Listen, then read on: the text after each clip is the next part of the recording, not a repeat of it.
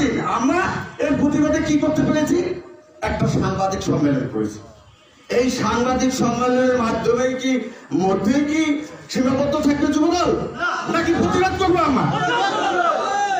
যদি ছাত্রলীগ, যুবলীগ, আওয়ামী লীগের গুন্ডারা, এই মাফিয়া সরকারের গুন্ডারা আমাদের উপর আক্রমণ করে, তাহলে আমরা প্রতিবাদ করব এবং প্রতিহত করব। এই সাহস এবং শক্তি আপনাদের সবার মধ্যে আছে কি? আগামী দিনে কি আমরা প্রস্তুত আছি যে আমাদেরকে যদি আক্রমণ করা হয় আমরা প্রতিবাদ করব? ওই শক্তি নাই তো ভাই, শক্তি নাই। সবাই আগামী দিনে এই গণতন্ত্র পরিবর্তনের আন্দোলনে আমরা সবাই অংশগ্রহণ করবেন। আমি এই আশা রেখে সবাইকে রমজানুল মোবারকের শরবত এবং পবিত্র ঈদুল ফিতরের আগাম শুভেচ্ছা জানিয়ে আমি আমার সংক্ষিপ্ত বক্তব্য